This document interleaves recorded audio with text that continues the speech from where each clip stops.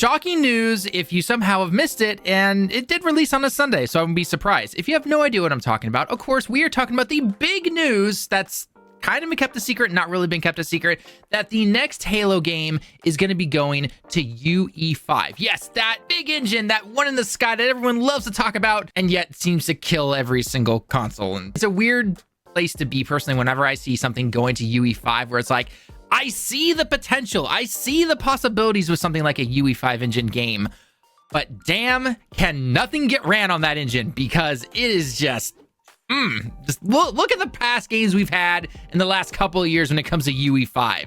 And I've even talked to a developer for certain games on Twitter where I asked him, I said, look, from the outside looking in, it looks like nothing is good on UE5, right? Like there's the potential there, like we see it, but on current gen systems and even some mid-range PCs, UE5 just doesn't seem to be that good. And it's funny enough, he actually just simply said, yeah, he just puts it down to the Xbox Series S, which I know is going to piss a lot of people off. I'm not even going to get into that potential topic right there. But regardless, when we see something like Halo right now is going to be going to UE5. And by the way, this is not saying that Infinite is being switched over to UE5. No. Infinite is all but done.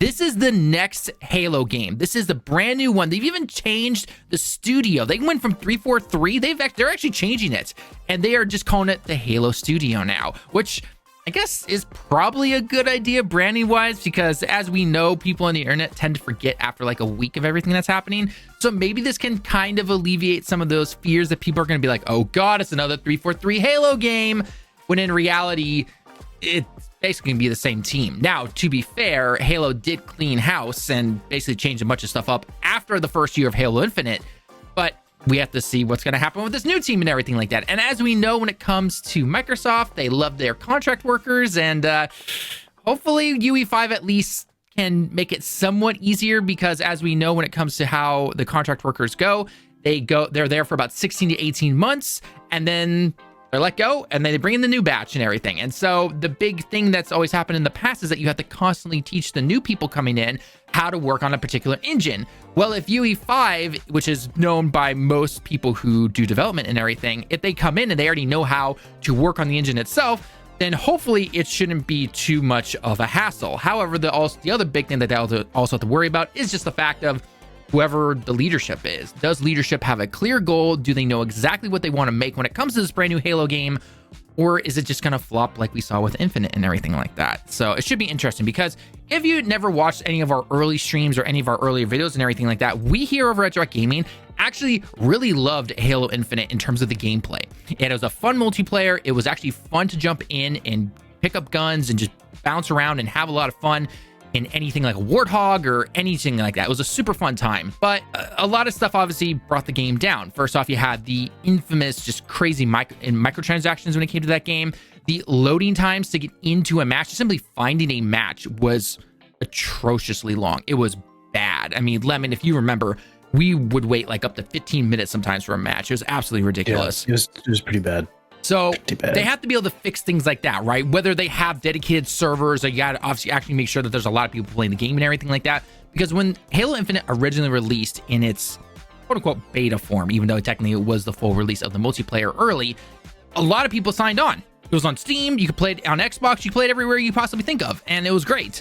But then it just dropped off a cliff, essentially, when they never hopefully they were able to figure out exactly what happened with Halo Infinite, at least on their side. We can always say what we think it is over here, but hopefully they've been able to figure it out over there as well, because as you know, higher ups are stupid sometimes. So it's just the way it is. I would like to point out how bizarre it is that this is even a news thing that they're announcing. I have never... I mean, it's just that shows how bizarre things have been getting as of late, where we're getting announcements that, hey, we're dumping our old engine or moving to Unreal, is supposed to be some sort of call to arms and to say, we're back. We're going to make a new Halo, as opposed to saying, here's some footage of a new Halo we've been working on. Why does the engine matter here?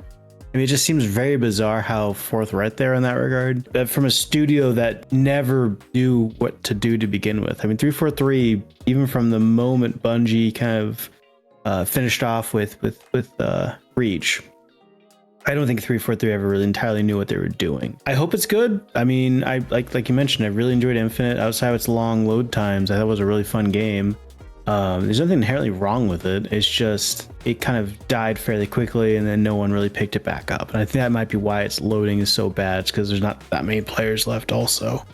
Well, it's interesting because there are even reports about how supposedly Halo Infinite is now profitable, which I don't know if that means that it's actually making in a lot of money or it's just making technically a little bit of money, like it's technically out of the black and into the green, whatever the case is, even though, again, it feels like no one's playing Halo or anything like that. We'll have to wait and see. But yeah, in terms of 343 themselves, I think what a lot of people need to understand here is that even though the studio name is being renamed to Halo Studios, it's still, for the most part, those people that have been within 343 for the past year and a half. Like we said before, after Halo Infinite released, they cleaned house in terms of the management for the most part. Some people got bumped up, that more people would trust in everything, and they've been trying to bring some of that good faith back and everything in terms of Halo Infinite and some of their seasons and everything, but then some seasons continued on longer. Then they basically said, yeah, we're not doing anything else with this game. And then now we know the Infinite is basically nothing right now. They're going to have to really prove themselves, right? The engine obviously makes it easier for bringing in their contract workers because, as we know and stated already, Xbox/Microsoft is notorious for their contract workers. Hopefully that can somewhat make it easier and everything. But a lot of that's also obviously going to fall on the higher ups and the leadership, and actually having a goal that they can tell whoever's coming in, regardless of who comes up to them and talks to them and say, hey, we got this particular part of the game done. You know, what do we do next? And it's like, okay, you're done with this. Boom, start getting to work on this right now. And they know exactly what they're doing. That is never always the case, though. So we'll have to wait and see if they're going to be able to do that. And one thing from our chat right now that Mr. Hudson here is pointing out is that it says Halo has so much lore. They can do so much with it.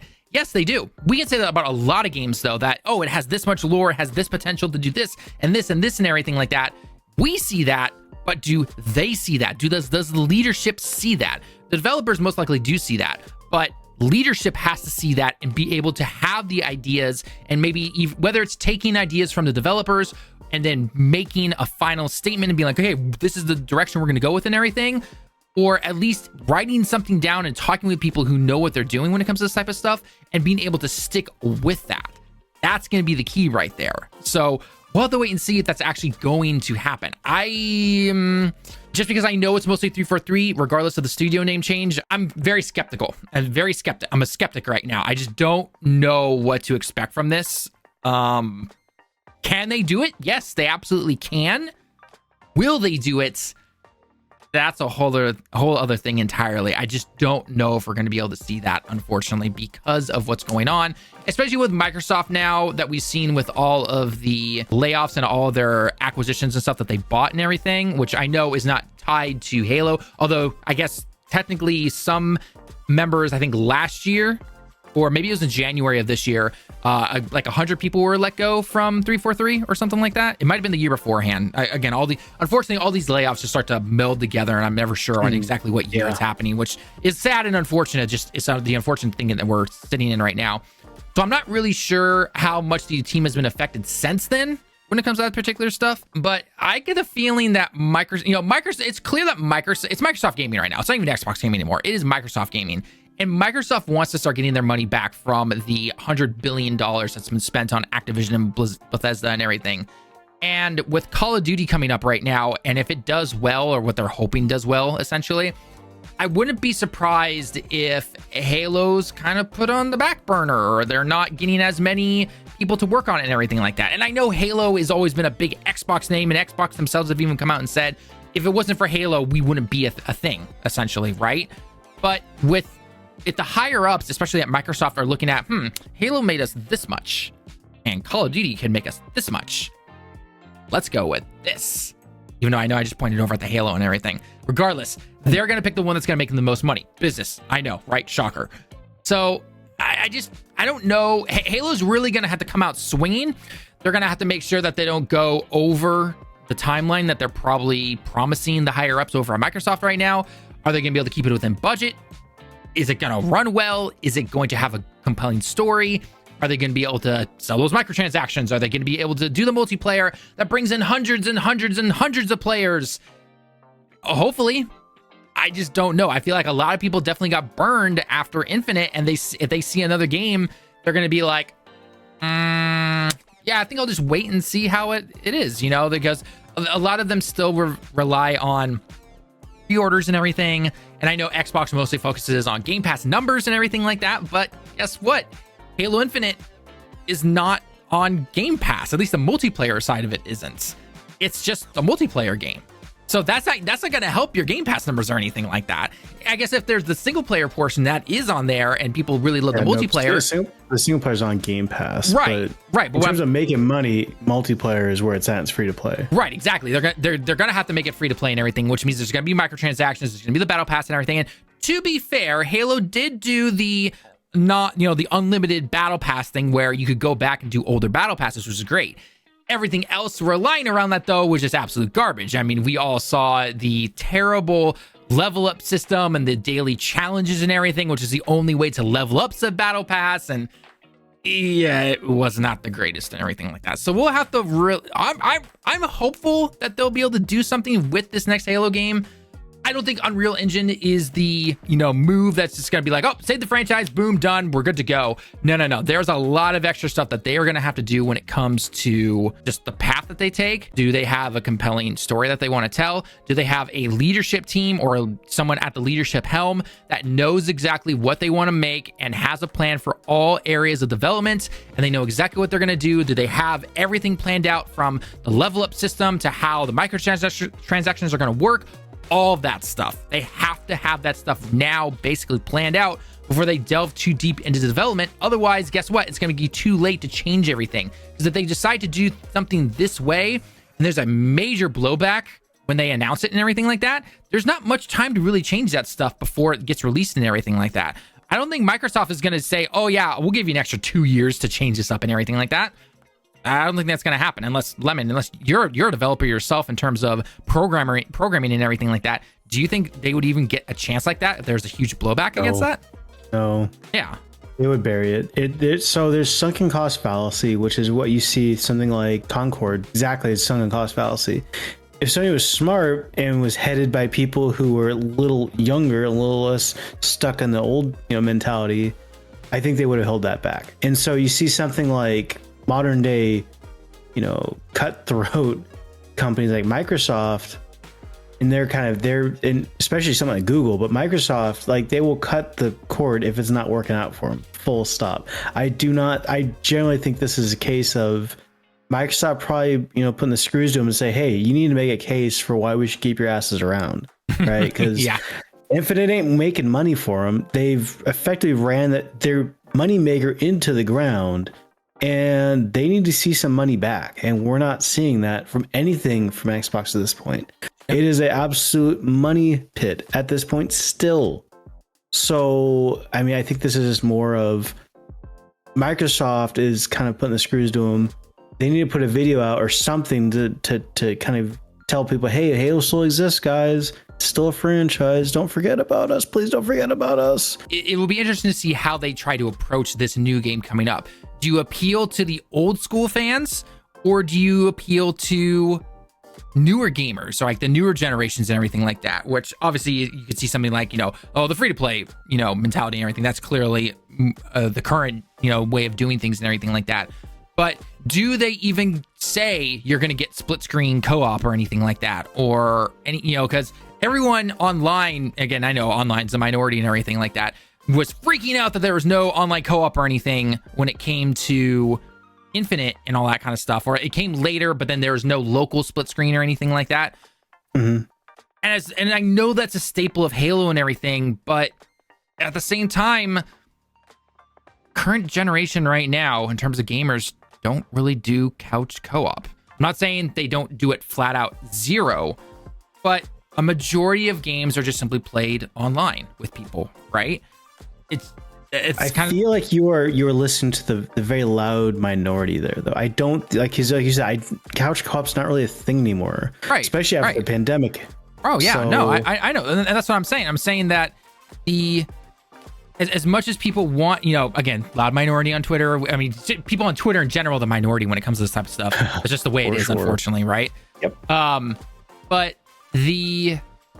majority of people, like, what do? You jump on Discord and you play online with your friends. Yeah. Right? Especially if you are anything over I would say 18 years old, right? Maybe occasionally you get somebody that you know in college and you hang out in your dorm room and you play some games together or whatnot. But the majority of the people, like, especially like you and I, ever since we left for college, we went to separate universities and everything. We would always be jumping on Discord or the in-game chat and everything, and then just played our games online. And that was back in 2009.